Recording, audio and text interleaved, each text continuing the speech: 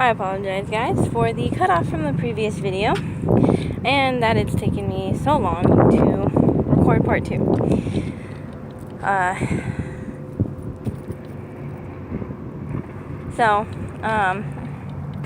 Before I got to work, I stopped by McDonald's, mainly to get a water cup, and to eat my lunch before I came to work, because we only get like 10-minute breaks.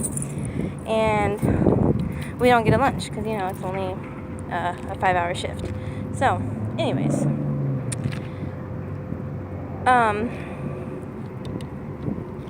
So I was about to eat my lunch, and this lady asked if I had a phone charger because her phone was dead, her car broke down. You know, she was sweating, she looked tired. You know, she said that she was hungry, so I gave her my lunch. She cried and she was all thank you and all that good stuff. So, I mean, normally I don't talk about the good deeds that I do for people because I do it out of the kindness of my heart with no expectations. I like to help people when I can. I don't have much to offer, but when I do give, I give wholeheartedly. No strings attached, no expectations. And that's exactly how my grandma raised me. And speaking of my grandma, to finish what I was saying earlier when my phone cut off,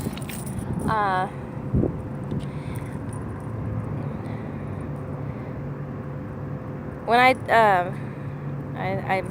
talked about, you know, how I thought I was gay and everything, and when I told my grandma that I was pregnant the first time, we were on our way to the store, and we got there. We got out of her Jeep, you know, and I was like, Grandma, is there anything that I could do that would disappoint you or make you love me any less? And she's like, if you telling me that you thought you were gay didn't do it, what do you think would? Blah, blah. And I was like, well, you know, I'm pregnant. And we were walking to the doors of the store, okay? And she stops in the middle of the street. And she was like, didn't your mother talk to you about sex? About the birds and bees? About what happens when the penis goes in your vagina? I just looked at her and I was like, Grandma, what? You know, and my grandma's German, okay, so, you know, she's got that German accent. And I was crying, you know, because I was scared. I was scared to tell her because she was the only one that knew for a while. And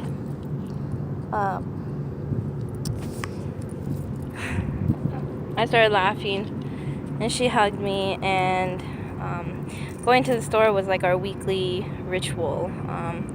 We started doing that as far back as I can remember, which is about 4.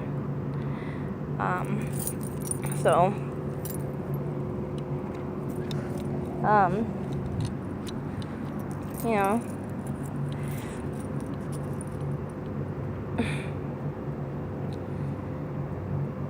anyways, so we would do that every week. We would go to the store and, you know, just do some shopping, you know, grandmother, granddaughter day. And that day, even though we had no idea if it would be a boy or a girl, she bought me, or the baby, a bunch of neutral colors, you know, yellow, green, you know, and, you know, after we talked about it a little bit, you know, she talked about how she was actually really excited for me, and, you know, even though I was young, and she told me to be careful. She said that, you know, she was really happy and excited, and so, yeah. So, reading this Danielle Steele book really makes me think of my grandma, obviously. You know, And it also kind of makes me realize, how fast the time goes.